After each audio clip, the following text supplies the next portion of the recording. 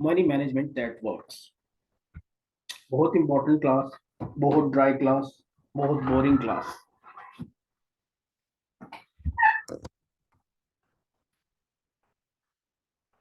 Ice topics discussed in this module कौन से हैं जी? Is system accuracy important? What is it mean? Is system accuracy important? क्या जो system है, जो आपका ट्रेडिंग मेथड है, उसकी एक्यूरेसी इंपॉर्टेंट है? अगर तो इंपॉर्टेंट है तो कितने हद तक इंपॉर्टेंट होनी चाहिए? तो माइकल ये कहते हैं कि सिस्टम एक्यूरेसी होनी चाहिए, इट्स इंपॉर्टेंट, लेकिन अगर लो एक्यूरेसी भी होगी ना तो आपका काम चल पड़ता है, आप सक्सेसफुल हो सकते हैं ट्रेडिंग के अंदर। तो सिस्टम की एक्यूरेसी इतनी इंपॉर्टेंट नहीं है। इंपॉर्टेंट क्या है? मनी मैनेजमेंट है। तो उसको हम आज एक इफेक्टिव तरीके से देखेंगे कि मनी मैनेजमेंट को हम इफेक्टिवली कैसे हैंडल करके अपने अकाउंट्स को, अपनी ट्रेडिंग को मजीद बेहतर बना सकते हैं। ठीक है। How much equity should be risk? अच्छा, how much equity should be risk? Meaning, meaning कि कितनी इक्विटी, कितना रिस्क पर ट्रेड हम ले सकते हैं। ये कोई थंब रूल नहीं तो है नहीं कि इतनी एक्यूरेसी, इतनी हम इक्विटी रिस्क करें। ठीक है। अब होता यह है कि हर बंदे का एक अपना स्टाइल है ट्रेडिंग का। ठीक है। किसी बंदे के लिए 1% बहुत ज्यादा होगा रिस्क, किसी बंदे के लिए 1% बहुत कम होगा रिस्क। ठीक है।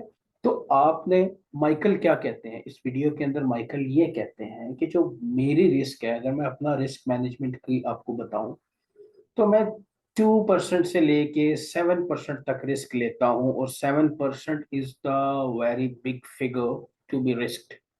ठीक है। एक मिनट यार, मैं जरा ये व्हाट्सएप को यहाँ से ना डिसेबल कर लूँ।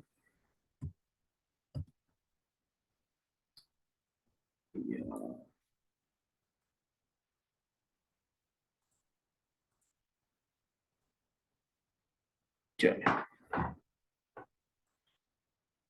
अच्छा, अब किसी बंदे के लिए 1% बहुत ज्यादा होगा, किसी के लिए 1% इज नथिंग, किसी के लिए 2% बहुत कम है, किसी के लिए 1%, 2% बहुत ज्यादा है। रिस्क आपने अपनी इक्विटी के हिसाब से, अपने ट्रेडिंग स्टाइल के हिसाब से रिस्क को आपने सेट आउट खुद करना है। अब रिस्क से क्या मुराद है? ऐसा हो नहीं सकता कि किसी बंदे का ट्रेडिंग के अंदर कोई अकाउंट वॉश ना हुआ हो, लॉसेस ना हुए हो, ब्लीडिंग अकाउंट की ना होगी। बेसिकली हमने करना क्या होता है, हमने अकाउंट की ब्लीडिंग को कम करना होता है। ऐसा नहीं है कि आपका अकाउंट में लॉस नहीं होगा, ऐसा किसी के साथ भी नहीं है कि आपके अकाउंट स्मूथली चलता रहेगा प्रॉफिट के साथ। ऐसा जो आपको कहे, इट मीन्स कि आप उससे किनारा इख्तियार करें, उसको ट्रेडिंग आती नहीं है। ठीक है। हमने क्या करना है, हमने रिस्क को मैनेज करना है इफेक्टिवली। और अब इस how much equity should be risk, इसकी समरी क्या है, यानी कि हमें क्या करना चाहिए? तो इसकी समरी ये है कि मैक्सिमम रिस्क आपको 2% से कम लेना चाहिए। ठीक है। और इसका कोई पैरामीटर नहीं है कि हम इसको डिफाइन कर सकें कि ये रिस्क हो तो बेहतर है। ये आपने अपनी इक्विटी के हिसाब से लेना है। नेक्स्ट हम देखते हैं क्या है। चलता भी नहीं है ना।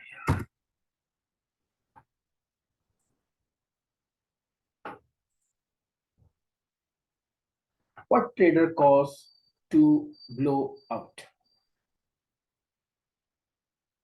क्यों ट्रेडर ब्लो आउट करते हैं? उसकी उसकी जो मेन वजह ये है कि हम लोग प्रॉपरली रिस्क मैनेज नहीं करते। ठीक है, अब होता क्या है, माइकल ये कहते हैं कि मैंने जो है ना पोकर्स और ये जो कैसीनोज होते हैं, वहां पे क्या होता है, वहां पे बेसिकली गेम्बलिंग चल रही होती है।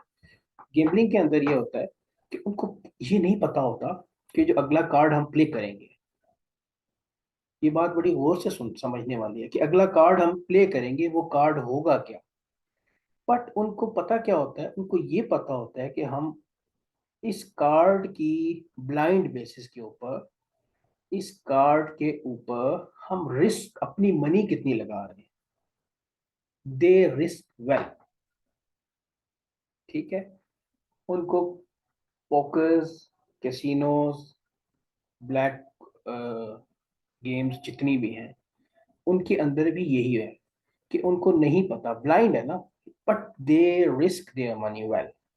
उनको अपनी जो जो पैसा उन्होंने रिस्क में लगाना है, उनको वो पता है कि हमें कितना लगाना है। अब हारते हैं जीतते हैं ये बहस हमारी नहीं है, क्योंकि हमें इसमें इंटरेस्टेड जो लगा वो रिस्क रिस्क लगा कि उन्होंने अपना रिस्क डिफाइन किया होगा। ठीक है, तो अकाउंट क्यों ब्लो ब्लो आउट क्यों ट्रेडर होते हैं, उसकी मेन रीजन ही ये है कि क्या होता है, होता ये है कि जब एक आप लॉस करते हैं तो आप उस लॉसेस के पीछे अपने हर दफा रिस्क को डबल करते जाते हैं। लेट्स से 10 बॉक्स को किसी को लॉस हुआ, नेक्स्ट ट्रेड में वो अपनी जो रिस्क परसेंटेज है वो डबल कर देगा, 20 बॉक्स, फिर 30, 40, इसी तरह करते करते दे लूज और दे ब्लो देयर अकाउंट्स। हमें क्या करना है एज अ ट्रेडर, हमें अपने रिस्क को, देखिए लॉस तो आपको होना ही होना है ना, तो क्यों ना उसको हम कम रखें, क्यों ना उस लॉस को कम रखा जाए, ताकि हम अपनी मेन इक्विटी, मेन पैसे को अपनी जगह पे बरकरार रख सकें। नेक्स्ट देखते हैं क्या है इसमें, how to flat line equity draw down.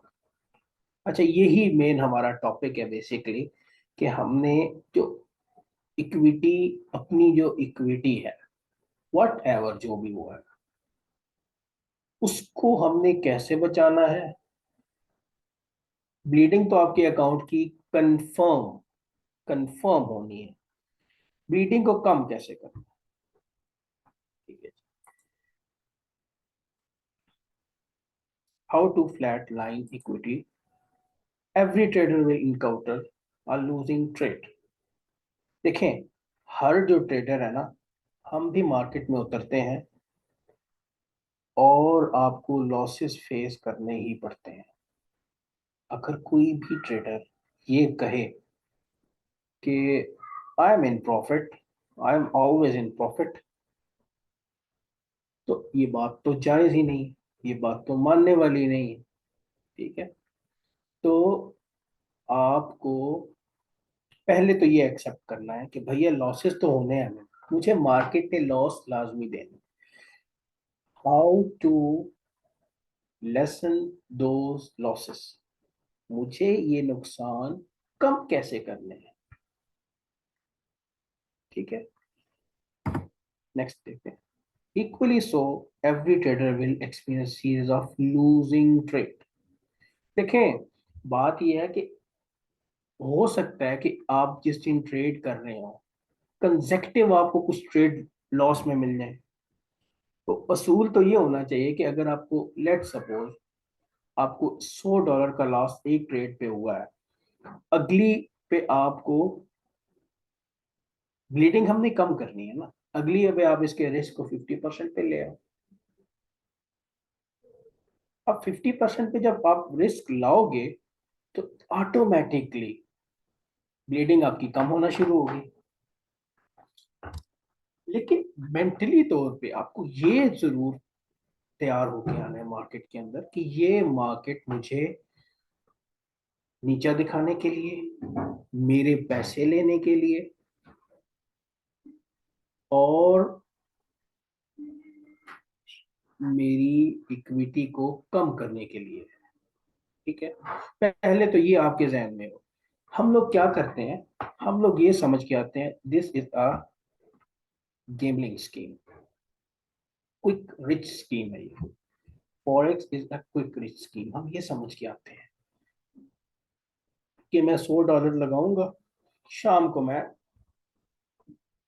Millionaire या बिलियनियर बन जाऊंगा। ठीक है, तो हमने पहले तो माइंडसेट कि हमने अपने जो लॉसेस हैं वो होने ही होने हैं, हर ट्रेडर को होते हैं, हर बंदे को होते हैं, और हमने उनको कवर कैसे करना है। Professional money management concepts keep the informed traders equity smoothness. अब प्रोफेशनल मनी मैनेजमेंट जो है, अगर तो आप प्रोफेशनली मनी मैनेजमेंट करते हैं तो आपकी जो इक्विटी है वो स्मूथ रहेगी। ठीक है, अब एक पिछले टॉपिक आया था कि वाई ट्रेडर ब्लो आउट। जब ब्लो आउट होते हैं ना, तो यू बिकम मैट, आपकी जमा पूंजी ही वो है, समझिएगा। आप क्या करोगे, आप कभी घर वालों पे गुस्सा कर रहे हो, कभी आपकी कोलीग में लड़ाई होगी अकाउंट ब्लो करने के बाद, तो डोंट डू दिस। माइकल ने तो एक बड़ा अच्छा वर्ड यूज किया कि you become a dog, so don't do this.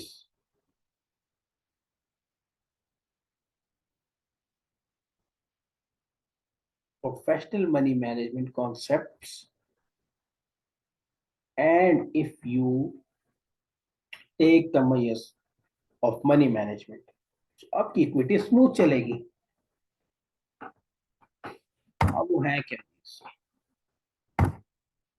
देखिए ए ट्रेडर है एक, ठीक है, ये आपके सामने एक शीट है। एक ट्रेडर ए है, उसका जो ट्रेडिंग स्टाइल है 1:3 रिस्क टू रिवार्ड, और एग्रेसिवली स्टार्ट किया है। हो रहा क्या है कि no regard for losing stake, the trader keep 2% risk at all times. अब 5,000 से इक्विटी स्टार्ट है। ठीक है जी, इक्विटी का कर्व आप देखें, ग्राफ देखें आप, यहां हम आते हैं। अब है क्या, 20 पिप्स आपका प्रॉफिट एंड लॉस चल रहा है। ठीक है, अब रिस्किंग है, 1:3 के रिस्क रिवॉर्ड के ऊपर ट्रेडर ए जो है वो अपनी ट्रेडिंग को परफॉर्म कर रहा है। ये 20 ट्रेड्स हैं टोटल, 20 ट्रेड्स की परफॉर्मेंस आप उसकी देखेंगे। प्रॉफिट एंड लॉस सेट, यानी कि कितनी ट्रेड्स आपकी हुई, विन सेट जो आपकी विनिंग रेशियो है। 50 के लेवरेज, लेवरेज एक बहुत ही इंपॉर्टेंट फैक्टर है आपकी इक्विटी को बचाने के लिए, ये आप जहन में रखिएगा। 1:1000, वाओ, कितना अच्छा ब्रोकर है यार, 1:1000 लेवरेज दे रहा है, 1:2000 देता है, एक्सलेंस देता है, यार ये तो बहुत अच्छी लेवरेज ही तो आप लॉस करती है, लेवरेज ही ने तो आपको बर्बाद किया। $1000 का अकाउंट है और आप 2000 से मल्टीप्लाई करें, इतनी बड़ी आप ट्रेड ले सकते हैं। जब आप इतनी बड़ी ट्रेड लोगे तो वो जरा सा भी ब्रीथ करेगी तो आपका अकाउंट गया। यही तो टेक्टिस, इसको कहते हैं मार्केटिंग टेक्टिस। लेवरेज का बहुत अहम किरदार है। अब देखें आपके फंडेड अकाउंट है, 1:100 मिलती है आपको, मैं तो कहता हूँ ये भी ज्यादा है, 1:100 मिलती है। चलें बड़े अकाउंट होते हैं 50,000, लाख, 2 लाख के, उसके ऊपर 1:100 भी ठीक है, बढ़िया। तो आपको अपनी लेवरेज का ध्यान रखना है। अब यहाँ क्या हुआ, यहाँ देखें, सो सिंपल, ये बिल्कुल सिंपल फॉर्मूला है। 1:3 के ऊपर चल रही है ट्रेड्स, ठीक है। पहले इक्विटी ड्रा डाउन हुई, मेन इक्विटी आपकी ड्रा डाउन में चली गई, ठीक है। 100 का लॉस, 98 हुआ क्या। अब रिस्क आप देखें, रिस्क मुसलसल कम ऑब्वियसली कम होता जा रहा है, बिकॉज हमारी इक्विटी डिक्लाइनिंग पे है, गिरती जा रही है। 50.50 के यानी कि 50 पे पर ट्रेड, $5 पर ट्रेड, 4 पॉइंट ही ये इसने 5-1 यहाँ तक थे लॉसेज आपके।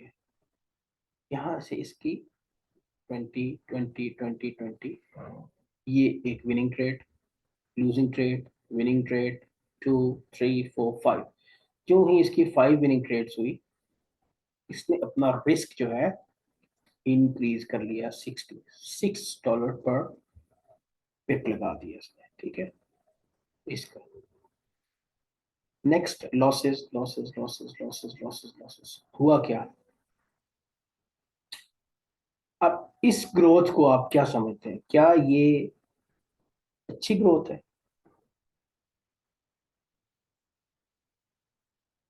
Is it a consistent chart, क्या ये consistent चार्ट है, एग्जैक्टली नहीं। डिक्लाइन हुआ, थोड़ा ऊपर गया, डिक्लाइन हुआ, ऊपर गया, डिक्लाइन हुआ, ऊपर गया, फिर डिक्लाइन, ये कोई इफेक्टिव मनी मैनेजमेंट नहीं है। क्यों। Risk increase decrease, increase decrease, increase decrease, कोई अच्छी रिस्क मैनेजमेंट नहीं है।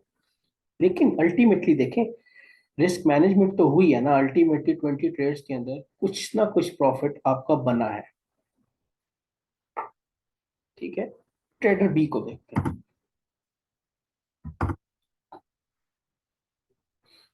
1:3 रिस्क रिवॉर्ड है इन साहब का, ठीक है।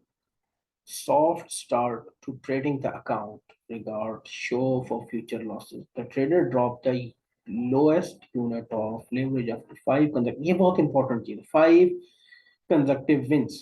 अब क्या है, पिछले वाले की लेवरेज थी 2.25 50, इसकी है 25, अकाउंट बैलेंस 50,000, 50,000 से शुरू हुए आप। लॉसेस देखें, $50, $50 आपको 5,000 पे हर्ट ही नहीं करेंगे ना यार। रिस्क मैनेज 2% है, 50, $2.5 पर पिप, ठीक है। अब क्या हुआ, 25 के इन्होंने पक्की रखी हुई है अपनी लेवरेज। अब जो ही पांच, अब इसने अपना ट्रेडिंग का स्टाइल अपना प्लान किया हुआ। जब तक आप अपनी ट्रेडिंग को प्लान नहीं करेंगे, उसके पीछे प्रोटोकॉल्स नहीं होंगे, उसके पीछे एक एक आइडिया नहीं होगा, आपकी इक्विटी कर्व डिक्लाइनिंग में रहेगा। हमें डिक्लाइनिंग में कम चाहिए और कंसिस्टेंसी में ज्यादा चाहिए, क्योंकि हम बात ये कर रहे हैं कि हमें ब्लीडिंग को कम करना है। तो ब्लीडिंग को कम करेंगे तो ये देखें डिक्लाइन कम होगा ना, कि ब्लीड कम हुआ है, ब्लीडिंग कम हुई है, रिवार्ड ज्यादा। हमें इस तरह चलना है। क्यों ही 6 कंजक्टिव ट्रेड्स, इसकी 5 कंजक्टिव ट्रेड इसकी प्रॉफिट में गई। देखें साइकोलॉजी यहाँ देखें, आप बिल्ड हो रही है। आप लॉसेस करते हुए आ रहे हैं, करते हुए आ रहे हैं, आपने अपनी लेवरेज मजीद कम की हुई है। जो ही आपकी प्रॉफिट में आए, किस प्रॉफिट में, अपनी इक्विटी जो स्टार्टिंग बैलेंस पे आए, आपने अपना रिस्क बढ़ा दिया। यहाँ पे आए ना आप, इससे ज्यादा स्टार्टिंग बैलेंस पे आए, यहाँ रिस्क आपने बढ़ा दिया। जो ही रिस्क आपने बढ़ाया, 5 ट्रेड्स आपने विनिंग ली। अब क्या, जब आप विनिंग ट्रेड्स में होते हो तो आप ज़हनी तौर पे बहुत खुश, आप ये अपने आप को मार्केट मेकर, आप अपने आप को मार्केट का गुरु कंसिडर करते हो। तो अब यहाँ क्या हुआ, 5 कंजेक्टिव ट्रेड जब उसने विन कर ली 1:3 की, तो इसने अपनी लेवरेज 50-60 से फिर 25 पे ले आया। जहां ये लॉस करता, प्रॉफिट करता रहा 360 का, वहां फिर इसने लॉस $50 का शुरू कर दिया। तो क्या कहेगा यार, आपको $50 का लॉस। आपको अपनी लेवरेज अपने ट्रेडिंग प्लान के हिसाब से टाइम टू टाइम इंक्रीज और डिक्रीज करनी। Leverage in the sense risk आप समझ लो, ठीक है। अब ये $6 पर 60 के $6 पर पिप रिस्क है, ठीक है। जब उसने 5 कंसेक्टिव विन कर लिए, उसने अपने रिस्क को 2.5 पर पिप ले आया, ठीक है। 2.5 और 20, $50 आपके बन गए लॉस के, कोई मसला नहीं, होते रहे। फिर जब उसको प्रॉफिट हुआ, फिर वही फॉर्मूला कि 5 कंसेक्टिव प्रॉफिट जब होंगे, हम अपनी ट्रेड को 60, अपने रिस्क को बढ़ा बढ़ा देंगे, फिर कम कर देंगे, ठीक है। अब ये देखें, आपको लूजिंग ट्रेड ज्यादा लगनी, 1 2 3 4 5 6 7 8 9 10 11 12 13, 13 ट्रेड लूज। लेकिन क्या किया हमने, ब्लीडिंग कम की है ना भाई, हमने लॉसेज ही कम किए। आप इसको किसी तरह भी सेट कर सकते हैं, 1:2 कर सकते हैं, 10 पिप का आप एसएल और 20 पिप का प्रॉफिट, 20 पिप का एसएल, 60 पिप का प्रॉफिट। यू कैन, ये सब चीजें कस्टमाइज्ड हैं, कोई थंब रूल नहीं, कुछ भी नहीं, ठीक है। तो आप इस कर्व को देखें, पिछले ट्रेडर ए की निस्बत ये कर्व आपको कुछ बेहतर कंसिस्टेंट लगेगा। किस तरह कंसिस्टेंट लगेगा कि यूं आपकी मेन इक्विटी का जो डिक्लाइन है वो शॉर्ट डिक्लाइन नहीं है, वो स्लो डिक्लाइन है, ठीक है।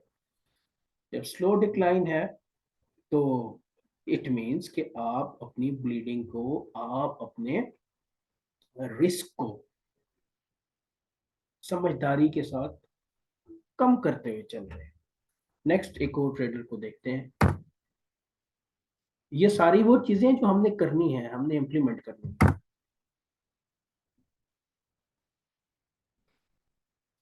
मजीद consistent trader, 1:3 reward to risk, modest start, regard for losing streak, the trader cut leverage after losses। देखें, अब अप्रोच ही चेंज, 25 से शुरू किया, जब जब अपना प्रॉफिट कर रहा है इंक्रीज करता जा रहा है अपनी रिस्क को। 2.5 पर पिप शुरू हुआ, $5 पर पिप, 5.4, 5.7, 6.1 पे इसको हो गया लॉस, फिर वापस ले आया जहां से स्टार्ट हुआ था। फिर विनिंग ट्रेड आई, फिर इंक्रीज किया, फिर लूजिंग ट्रेड आई, फिर हमने रिस्क कम कर लिया, फिर विनिंग आई, इंक्रीज कर लिया। इसी तरह करते करते ये देखिए कितना कंसिस्टेंट चार्ट है।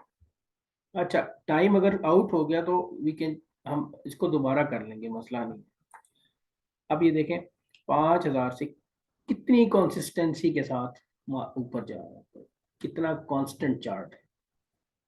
5,000, डिक्लाइन, ब्लीडिंग कम, डिक्लाइन, ब्लीडिंग कम, डिक्लाइन, इंक्रीज, डिक्लाइन, इंक्रीज, ये 20 ट्रेड्स। अब 3 4 तरह के आपको यहाँ पे रिस्क मैनेजमेंट के मॉडल नजर आएंगे। पहला मॉडल इज वेरी सिंपल, 1:3 के साथ 2% हर ट्रेड के साथ। दूसरा ये था कि जब भी आपकी लेवरेज आपका प्रॉफिट में जाता है, आप लेवरेज को कम कर देते हैं। इसमें क्या है कि आपका जो ही प्रॉफिट लॉस में जाती है कोई ट्रेड, आप लेवरेज उठा के जहां से स्टार्ट हुए वहीं ले जाते हो। लेवरेज इन सेंस में वो कह रहा हूँ, रिस्क को कह रहा हूँ, ठीक है। आप रिस्क कम कर देते हो, लेवरेज भी बेसिकली रिस्क ही है ना भाई। तो ये हो गया। और कहाँ कितना कंसिस्टेंट खूबसूरत आपको चार्ट मिला जो मजीद इस अप्रोच के ऊपर बढ़ता ही रहेगा कि आपको जब प्रॉफिट हुआ, आप अपना रिस्क बढ़ाते जा रहे हैं, बढ़ाते जा रहे हैं। जो ही लॉस हुआ, नेक्स्ट ट्रेड के अंदर आप वापस चले गए अपने रिस्क पे। So you have to plan next trade. अब ये देखें, इस ट्रेडर ने क्या हाल किया अपना, कितना अनकंसिस्टेंट कर्व है, इक्विटी कर्व कितना गैर मुनासिब नजर आ रहा है। अच्छा, अब पिछले जो 3 ट्रेडर हैं वो चीजें हमने करनी है। अब जो यहां से स्टार्ट हुआ है, that what not to do in money, ये हमने नहीं करना। क्या नहीं करना, अब रिस्किंग 20, रिस्किंग 40, यानी कि आप 20, 1:2 उसने रिवर्स कर दिया, अपनी ट्रेड्स को होल्ड करता है 20 पिप और काट देता है प्रॉफिट पे 10 पिप पे, इसने ये किया। ठीक है, अब ये देखें, और इसने कुछ अपनी लेवरेज नहीं छेड़ी, सेम रखी हुई है, लेकिन और ये देखें, increase decline, increase decline, increase, ये चार्ट ये हमने नहीं करना। ठीक है, नेक्स्ट देखते हैं जी। ये भी हमने नहीं करना, इसने फिर वो किया, लेकिन ये लगातार अपनी लेवरेज को छेड़ता जा रहा है। 2.5 पर पिप, 2.5, 2.5, 2.5, 2.65 लॉस हुआ, 5 पे ले गया, देखे 2.5 से 5 पे ले गया। फिर थोड़ा देखें, क्योंकि इसकी इसकी जो फॉर्मुलेशन है ना, इसका फॉर्मूला अच्छा नहीं है। ये क्या कर रहा है, 1:2 यूज कर रहा है, यानी कि $20 अगर लॉस, $40 लॉस है और $20 की ये होल्ड खत्म कर देगा, $40 पे ये होल्ड रख के करता है। तो ये भी हमें नहीं देखें, increase decrease, non consistent equity curve, but बेहतर है, पिछले वाले से बेहतर।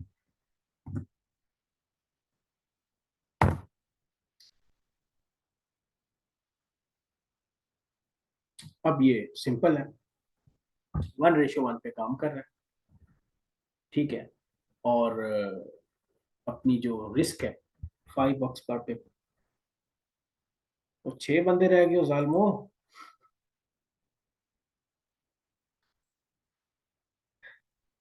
50 की जो है लेवरेज, फिर 51, $5.2, 3, 4, तो 5 कंसेक्टिव प्रॉफिट इसके हुए। लेकिन हमें ये चीज नहीं चाहिए, हमें एक कंसिस्टेंट, एक अच्छा curve chart, best risk management दरकार है। अब इन चार्ट्स दो में से आप देखें जरा, आप लोग जो मौजूद हैं, इन दो चार्ट्स में से आपको कंसिस्टेंट चार्ट्स कौन कौन सा कंसिस्टेंट चार्ट लग रहा है, वन बाय वन बताएं जी। इसको हम ए कहते हैं, इसको हम बी कहते हैं, जी बताएं। मिसबा साहब बताएं, मिसबा साहब नहीं है, अच्छा शुएब साहब बताएं। बी वाला कंसिस्टेंट है रिलेटिव टू ए। ठीक है, अली अहमद साहब बताएं। सर नंबर 2 जो था वो था नंबर बी पे। ये वाला, जी सर। अच्छा, अरसल शहजाद साहब आप बताएं, कौन सा चार्ट आपको, कौन सा चार्ट अपने लिए पसंद है, यानी कि आप अगर प्रॉफिट कर रहे हो, ठीक है,